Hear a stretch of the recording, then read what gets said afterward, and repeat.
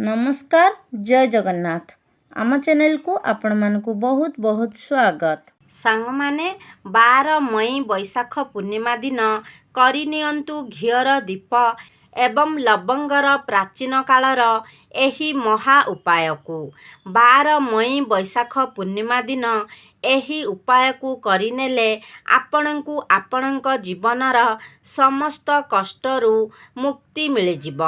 माँ लक्ष्मी आशीर्वादरू आपण होइजिबे धनवान। खुशीरे पूरी उठिब आपणंक घर परिवार। आपणंकर सबु मनस्कामना तुरंत पूर्ण हेब। एही गोटिए दिनर उपाय आपणंकु धनवान हेबारे साहाय्य करिब। सांगमाने सनातन धर्मरे गोटिए वर्षरे मोट 12टी पूर्णिमा पड़ी थाए, किंतु बैशाख पूर्णिमार किछि खास एवं विशेष महत्व रही थाए। केही व्यक्ति जदि बैशाख पूर्णिमा दिन विधि विधानर सह माँ लक्ष्मी एवं विष्णु भगवानंकर पूजा निष्ठार सह करे तेबे से व्यक्ति ता जीवनरे समस्त रोग शोक कष्ट एवं दुर्भाग्यरू मुक्ति पाई थाए।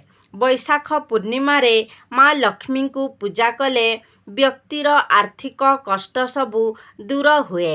एही दिन माँ लक्ष्मी अत्यंत प्रसन्न मुद्रारे रही थांती एवं निजर भक्त मानक उपरे कृपा वर्षा करी थांती। एही दिन करा जाइथिबा पूजा एवं उपायर फल व्यक्तिंकु निश्चित प्राप्त हुए। सेथिपाई बैशाख पूर्णिमा दिन लोकमाने ब्रह्म मुहूर्तरू उठी कौनसी पवित्र नदी रे स्नान करी पूरा दिन व्रत उपवास रखी थांती, जेउथिरे तांकु माँ लक्ष्मींकर कृपा एवं आशीर्वाद प्राप्त हुए। एही वर्ष बैशाख पूर्णिमा तिथिटी 120 वर्ष परे पड़ुअछि। एही दिन मोट 24 प्रकारर शुभ संजोग बनुअछि, जेउथिरे मुख्य हेउछि महालक्ष्मी जोग, धन जोग, बृहस्पति जोग, नक्षत्र जोग, अमृत सिद्धि जोग इत्यादि। सांगमाने जदि आपण एही बैशाख पूर्णिमा दिन सकाळू उठी पारु नाहंती किंबा पूरा दिन व्रत उपवास रखी पारु नाहंती, तेबे केवल एही दिन 3टी लवंग ओ गोटिए घियर दीपर एही महा उपाय को करिनेले आपणंक जीवनर समस्त दुख जंत्रणा दूर हेबा सह आपणंक भाग्य प्रबल हेब। आपणंक कुंडलीर नवग्रह आपणंकर साथ देव। एही उपाय को करिनेले माँ लक्ष्मींकर कृपारू आपणंक जीवनरे धन आसीबा आरंभ होइजिब। आपणंक जीवनरे जेउ धन आसीब सेथिरे वृद्धि हेब। आपणंकर आर्थिक समस्या दूर होइजिब। आगकू आसुथिबा समय आपणंकर कल्याणकारी हेब। सांगमाने आपण जानती जे कौनसी भी पूजा आरंभ करिबा पूर्वरु आमे घियर दीपटिए निश्चित जलाई थाउ, कारण घियर दीप जलाई पूजा आरंभ करिबा अत्यंत शुभ होई थाए। लवंगरे माँ लक्ष्मी और विष्णु भगवानंकर दिव्य शक्तिर वास होई थाए। तेणु शास्त्र रे वर्णित अछि जे माँ लक्ष्मी को पूजारे जेबे लवंग एवं घियर दीपर व्यवहार करा जाए तो से पूजाटी तुरंत सिद्धि प्राप्त करिनिए। तेणु 12 मई बैशाख पूर्णिमा दिन आपणंकु केवल घियर दीप और लवंगर एही महा उपाय को करिनेबार अछि।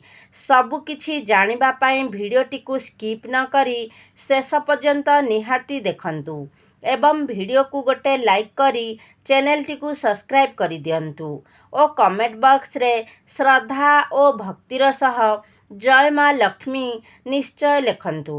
सांगमाने प्रथम उपायटी हेउछि धन प्राप्तिर महा उपाय। सांगमाने जदि आपण चाहुछंती आपणक घरे केबे भी धनर अभाव न हेउ, आपणक उपरे सर्वदा माता लक्ष्मीक आशीर्वाद रहु बोली, तेबे एही बैशाख पूर्णिमा दिन संध्या समय रे आपण गोटे घियर दीप जलाइबे एवं से दीप पाखरे एक लाल रंगर कपड़ा बिछाई ତା ଉପରେ 4ଟି ଲବଙ୍ଗ, 3ଟି କର୍ପୂର ଏବଂ ଗୋଟେ ମୁଠା ଧନିଆ ରଖି ସେ କପଡ଼ାର ଏକ ପୁଟୁଳି ବନାଇ ନେବେ। ସେ ପୁଟୁଳିକୁ ନିଜ ହାତରେ ଧରି 11 ଥର ମାତା ଲକ୍ଷ୍ମୀଙ୍କ ବୀଜମନ୍ତ୍ରକୁ ଜପ କରିବେ। 11 ସଂଖ୍ୟାଟି ମାତା ଲକ୍ଷ୍ମୀଙ୍କୁ ଅତ୍ୟନ୍ତ ପ୍ରିୟ ଅଟେ। ମାତା ଲକ୍ଷ୍ମୀଙ୍କ ବୀଜମନ୍ତ୍ର ହେଉଛି ଓମ୍ ମହାଲକ୍ଷ୍ମୀ ନମଃ। ଏହାପରେ ସେ ପୁଟୁଳିଟିକୁ ନେଇ ନିଜ ଘରର ଆଲମିରାରେ ମାନେ ଯେଉଁ ସ୍ଥାନରେ ଆପଣ ଟଙ୍କା ସୁନା ଆଦି ରଖୁଛନ୍ତି ସେ ସ୍ଥାନରେ ରଖିଦିଅନ୍ତୁ। ବୈଶାଖ ପୂର୍ଣ୍ଣିମାରେ ଏହି ଉପାୟଟି କରିନେଲେ ସେ ପୁଟୁଳିଟି ଅଭିମନ୍ତ୍ରିତ ହୋଇଯିବ ଏବଂ ଚୁମ୍ବକ ପରି ଆପଣଙ୍କ ଗୃହକୁ ଧନ ଆକର୍ଷଣ କରିବ। ଏହି ଉପାୟଟି କଲେ ଆପଣଙ୍କ ଜୀବନରେ ଧନର ଆଗମନ ହେବ। ଆପଣଙ୍କ ଜୀବନରେ ଯେଉଁ ଧନ ଆସିବ ସେଥିରେ ବୃଦ୍ଧି ଘଟିବ। ଏହାର ପ୍ରୟୋଗ କେବେ ବି ବିଫଳ ହୁଏ ନାହିଁ। ଦ୍ୱିତୀୟ ଉପାୟଟି ହେଉଛି ଅନାବଶ୍ୟକ ଖର୍ଚ୍ଚରୁ ମୁକ୍ତି ପାଇବାର ମହା ଉପାୟ। ସାଙ୍ଗମାନେ, ଯଦି ଆପଣଙ୍କ ଜୀବନରେ ଟଙ୍କା ଆସୁଛି କିନ୍ତୁ ତାହା ରହୁନାହିଁ, ଅନାବଶ୍ୟକ ଖର୍ଚ୍ଚ ଆପଣଙ୍କର ଦିନକୁ ଦିନ ବଢ଼ି ଚାଲିଛି କିମ୍ବା ଆପଣଙ୍କ ଜୀବନରେ ଧନ ଆସିବା ବନ୍ଦ ହୋଇଯାଇଛି, ଆପଣ ଆର୍ଥିକ ସଙ୍କଟର ସାମ୍ନା କରୁଛନ୍ତି, ଆପଣ କରଜରୁ ମୁକ୍ତି ପାଇପାରୁନାହାନ୍ତି, ତେବେ ବୁଝିଯାଆନ୍ତୁ ଯେ ଆପଣଙ୍କୁ ନଜର ଦୋଷ ଲାଗିଛି କିମ୍ବା କିଛି ଦୋଷ ଆପଣଙ୍କ କୁଣ୍ଡଳୀରେ ରହିଛି। ତେବେ ଆପଣ କ'ଣ କରିବେ ନା, ବୈଶାଖ ପୂର୍ଣ୍ଣିମା ଦିନ ଗୋଟେ ଲାଲ କପଡ଼ା ନେବେ। ଲାଲ କପଡ଼ାରେ ଗୋଟେ ମୁଠା ଲବଙ୍ଗ ରଖି ସେ କପଡ଼ାର ଏକ ପୁଟୁଳି ବନାଇ ନେବେ ଏବଂ ନିଜ ଘରର ପୂଜା ଘରେ ସେ ପୁଟୁଳିଟିକୁ ରଖିଦେବେ। ତା ପରଦିନ ସେ ପୁଟୁଳିଟିକୁ ମନ୍ଦିର ବାହାରେ ବସିଥିବା କୌଣସି ଭିକାରୀକୁ ଦାନ କରିଦେବେ। ଏହି ଉପାୟଟିକୁ କଲା ପରେ ଆପଣଙ୍କ କୁଣ୍ଡଳୀର ସମସ୍ତ ଦୋଷ ହଟିଯିବ ଏବଂ ଆପଣଙ୍କ ଜୀବନର ଆର୍ଥିକ କଷ୍ଟ ମଧ୍ୟ ଦୂର ହେବ। ଏହି ଉପାୟ କଲେ ଆପଣ ଅନାବଶ୍ୟକ ଖର୍ଚ୍ଚରୁ ମଧ୍ୟ ମୁକ୍ତି ପାଇଯିବେ। ଏହା ପରର ଉପାୟଟି ହେଉଛି ଘରର ଉନ୍ନତିର ମହା ଉପାୟ।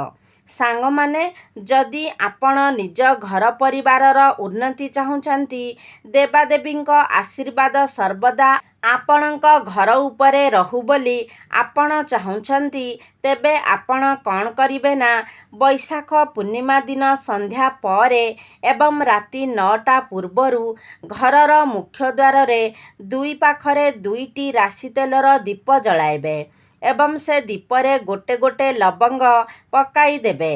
କେବଳ ଏତିକି ଉପାୟ ବୈଶାଖ ପୂର୍ଣ୍ଣିମା ଦିନ କରିନେଲେ ଆପଣଙ୍କ ଘରେ ଥିବା ସମସ୍ତ ନକାରାତ୍ମକ ଶକ୍ତିର ନାଶ ହେବ ଏବଂ ଘରେ ସକାରାତ୍ମକ ଉର୍ଜାର ବାସ ହେବ।